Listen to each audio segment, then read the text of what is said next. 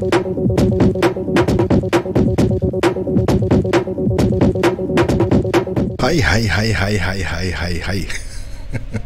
Salam ya.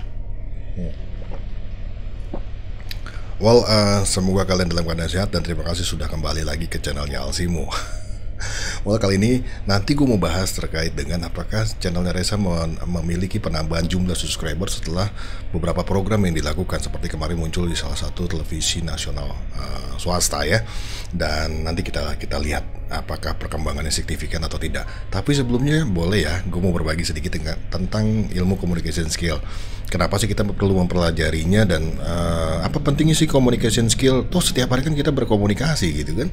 Dan ya mungkin kalian pernah dengar ya bahwa komunikasi itu bisa dilakukan secara verbal dan juga non verbal, istilahnya secara oral, secara vokal dan juga secara gestur atau body language kita bisa menyampaikan komunikasi. Nah, yang kedua adalah ada mungkin kalian pernah mendengar bahwa komunikasi itu ada yang satu arah dan dua arah ya. Nah, kalau kalian teman-teman pernah yang bekerja di salah satu perusahaan atau pernah menyaksikan sebuah kegiatan rapat, itu terjadi di mana kegiatan komunikasi terjadi dua arah ya, antara peserta dan juga pemimpin rapat atau pemimpin sidang. Dan ada juga yang satu arah. Yang satu arah itu biasanya ketika terjadi briefing. Nah, di briefing itu biasanya adalah pimpinan menyampaikan informasi kepada bawahan. Nah, itu yang terjadi. Jadi ada dari satu arah ya. Kalau briefing itu satu arah dari atas ke bawah, dan kalau meeting atau rapat biasanya terjadi dua arah komunikasi. Nah, gue menyiapkan sedikit tampilan slide terkait dengan communication dan mudah-mudahan ini bermanfaat buat teman-teman ya. Coba ini akan gue hilangkan dulu, lalu akan gue tampilkan. Gue pertama akan membawakan terkait dengan konsep diri dari Windows Johari ya. Jadi gini, konsep diri Windows Johari. Yang pertama adalah diri dilihat sendiri. Ini kita ambil contoh yang paling simpel aja biar mudah dipahami ketika kita berpakaian ya. Jadi ketika kita berpakaian itu kadang-kadang kita menilai bahwa pakaian yang kita kenakan itu sudah cukup bagus, sudah cukup menarik, dan untuk kepuasan diri sendiri ya, untuk diri kita. Gue pengennya seperti ini. Lalu ada juga di mana diri ditampakkan ke orang lain. Kita juga harus memikirkan, kita ingin dilihat kepada orang lain tuh menjadi seorang apa gitu kan. Diri yang ditampakkan ke orang lain. Kadang-kadang kita perlu membuat kadang-kadang ada orang yang secara personal brandingnya tidak begitu menarik, akhirnya dia harus melakukan gimmick ya, menambahkan aksesoris tambahan dalam cara berpakaian misalkan, supaya terlihat berbeda. Yaitu diri yang ditampakkan ke orang lain. Atau berbicara tentang kita ini sebenarnya orangnya itu temperamental, tapi ingin kita terlihat oleh orang lain bahwa kita adalah orang yang sabar. Ya, ini kita perlu mengkonsepkan hal-hal seperti ini. Yang ketiga adalah diri dilihat orang lain. Nah, bagaimanapun kita sudah menyiapkan semuanya, kadang-kadang orang mempunyai penilaian yang berbeda. Nah, kita juga harus melihat hal ini, juga mempelajari apa sih yang orang lihat dari diri kita gitu kan. Kalau itu negatif, apa yang bisa kita lakukan untuk melakukan perubahan? Yang keempat adalah diri yang sesungguhnya. Jadi sejatinya semua orang memiliki karakternya sendiri, diri yang sesungguhnya gitu. Nah, mana yang mau kita tampilkan ke orang lain, mana yang ingin kita tampakkan ke audiens gitu kan. Jadi ini harus benar-benar dipikirkan supaya kita bisa dikenal menjadi pribadi yang menyenangkan. Itu sebenarnya konsepnya. Well, kita coba next yang satunya lagi. Slide yang keduanya adalah definisi komunikasi. Definisi komunikasi adalah proses penyampaian pesan dari komunikator kepada komunikan. Jadi dari kita sebagai pembicara kepada pendengar melalui medianya banyak. Medianya bisa langsung ya, secara langsung, atau menggunakan media-media seperti sekarang ada elektronik, ada media sosial dan lain sebagainya, dengan harapan mendapatkan umpan balik, dengan harapan mendapatkan balasan komunikasi ya, berinteraksi ya.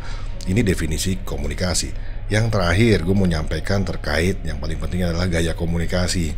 Nah, melihat kondisi Reza seperti ini juga penting juga untuk mengetahui terkait dengan gaya komunikasi apa yang ingin dilakukan.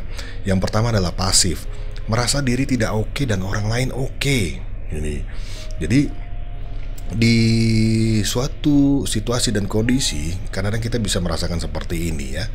Tapi ada gaya komunikasi yang asertif, merasa diri oke dan orang lain. Ada masanya kita harus merasa percaya diri dan kita sama dengan orang lain. Yang ketiga adalah agresif, merasa diri oke tetapi orang lain tidak oke. Jadi ketiga-tiganya ini adalah hal-hal yang penting dan mungkin bisa dikombinasikan supaya kita menjadi pribadi yang menarik. Agresif terlihatnya kayaknya nggak bagus ya, agresif ya, merasa diri oke tapi orang lain tidak oke. Tapi kita ambil positifnya, kita ambil tengah-tengahnya bahwa ketika seorang pembicara pun harus merasa diri oke. Karena kalau dia tidak percaya, dia tidak agresif untuk menyampaikan pengetahuannya kepada pendengarnya, pendengarnya menjadi merasa apa ya, ini orang ini nggak jelas nih. Akhirnya tidak tersampaikan.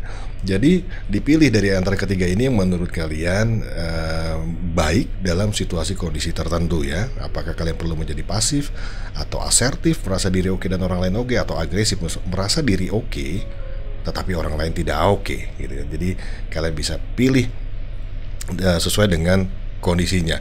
Mungkin itu yang mau gue sampaikan dan kita kembali lagi ke sini.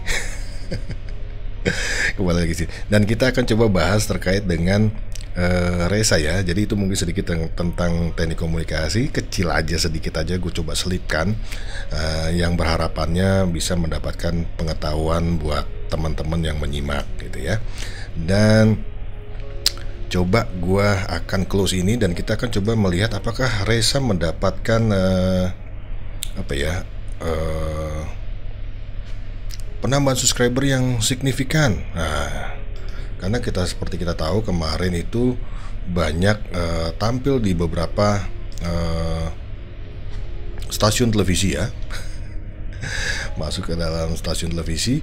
Lalu di sini coba gue tampilkan Reza nih, coba. Ini akan gue close lagi gambar gue biar tidak mengganggu dan kalian bisa melihatnya lebih jelas. Ini adalah gue ngambil dari Social Blade ya, di Social Blade. Dan kemarin gue pernah cerita terkait dengan Reza ini harus membawakan terkait dengan musik. Ini gue lupa kemarin tuh tampilkan. Jadi kalau kalian di sini lihat ada channel, di sini ada channel type. Channel type-nya terbaca oleh Social Blade itu musik. Ya, jadi yang lebih kuat mungkin dominannya musik karena dari awal kan Reza memunculkan konten-konten bermusik. Tapi sekarang tampilan musiknya jauh lebih bagus masalahnya gitu. Jadi gue sih menyarankan untuk terus juga menyelingi ya, selain vlognya, karena vlognya juga menarik ya.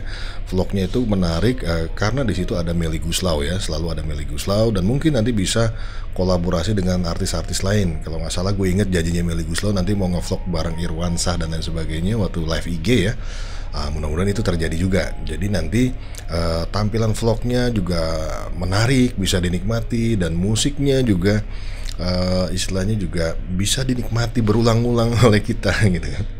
Well, kita turun lihat ya terkait dengan subscriber.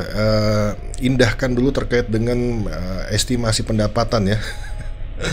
Karena estimasi dari pendapatan dari Social Blade ini menurut gue tidak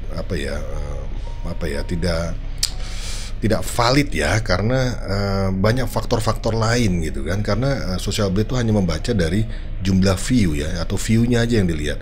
Kalau jumlahnya view-nya segini 45.000 nih tambahan gitu kan, lalu mendapatkannya sekian dolar gitu kan. Padahal ada faktor-faktor lain yang bisa mempengaruhi. Contohnya dari iklan ada iklan yang mahal, ada iklan yang murah gitu kan. Terus belum lagi jumlah tontonan dan lain sebagainya, iklan yang diklik dan tidak diklik. Jadi banyak sekali faktornya. Jadi kalau di sini Social Blade hanya membaca dari jumlah tayangan. Jadi tidak murni seperti ini. Dan bahkan kita tahu Reza itu sebelumnya sering membawakan lagu-lagu covering gitu kan, tapi menggunakan musik asli. Dimana kalau musik asli itu biasanya terkena copyright ya. Dan itu yang istilahnya penghasilannya akan lari kepada publisher yang memiliki musiknya tersebut. Seperti lagunya Nika Ardila, dulu setahu gue dia menggunakan musik asli atau dia berkaraoke ya. Dan itu Reza tidak dapat apa-apa, tidak dapat dolar. Well, kita lihat di jumlah subscribernya. Jumlah subscribernya di sini ya. Jadi kalau kita lihat ini setiap hari itu memiliki penambahan ya 300, 400, 900, 400 terus. Jadi selalu ada penambahan jumlah subscriber di channelnya Reza. Nah, kalau kemarin kalau tidak salah tanggal 23 atau 22 ya, tanggal 23 deh kalau nggak salah ya. Koreksi gue kalau gue salah ya. Dan tanggal 23 ketika muncul di Trans TV Ambyar, di sini ada penambahan 600, lalu besoknya ada 800 dan hari Jumat itu dapat 600. Jadi artinya selalu bertambah ya buat teman-teman ya. Jadi memang ini bertahap ya, bertahap ya. Tidak bisa langsung besar ya, karena mungkin orang juga masih baru sempat melihat dan lain sebagainya. Tapi berbicara subscriber ini penambahannya oke. Walaupun bicara penonton atau video views ada beberapa yang kosong, mungkin orang sudah tidak nonton lagi. Inilah kelebihannya antara konten musik dan juga konten lainnya ya. Kalau konten musik itu orang bisa menonton berulang-ulang gitu kan. Jadi ini naiknya seperti yang gue pernah bahas di konten gue sebelumnya, memang ada waktu dia bawakan lagu Denting atau apa itu kan, itu tinggi sekali tuh sampai 2000 per hoursnya. Jadi nambah terus karena orang nonton berulang-ulang. Jadi ini terkait dengan bagaimana kita bisa memilih mana jenis konten yang bisa mendatangkan penonton jauh lebih banyak ya. Jadi memproduksi konten-konten yang diminati. Well, itu terkait dengan penambahan jumlah subscribernya Reza. Mana video gua? Nah, ini dia. Well, jadi buat teman-teman sabar ya, buat teman-teman sabar. Dan gue sih menyarankan buat teman-teman mungkin ada yang belum memiliki akun Instagram, karena setahu gue waktu gue promo terkait dengan pre-save tuh banyak teman-teman yang tidak memiliki Instagram. Mungkin bisa mendukung Reza dengan cara membuat Instagram dan aktif juga melakukan traffic, melakukan love, melakukan komen di uploadan-uploadannya Reza. Satu sisi dari timnya Reza atau Rezanya sendiri juga harus aktif membuat konten-konten di apa ya istilahnya di Instagramnya, ya foto lah dan lain sebagainya supaya lebih aktif. Dan gue kemarin tahu bahwa Reza itu mendapatkan endorsement dari siapa, Kak Meli gitu kan.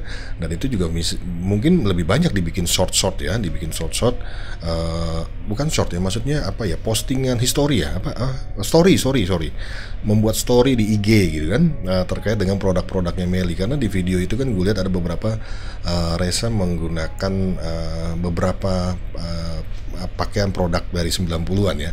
Jadi mungkin bisa ditaruh di story-nya, dan istilahnya itu sebagai pancingan bahwa memang itu emang endorse dan itu asli endorse kan gitu. Dan mudah-mudahan nanti endorsement lain juga terpancing dengan kegiatan story Reza yang istilahnya makin banyak dan makin aktif terkait dengan dia bisa mengendorsekan barang-barang atau produk-produk milik para pembuat produk tentunya. Well, mungkin itu yang mau gue sampaikan. Thank you ya buat teman-teman yang selalu menyaksikan Alsimo, dan semoga kalian tetap dalam keadaan sehat-sehat. Salam ngeteh dulu ya, salam ngeteh. Bye-bye.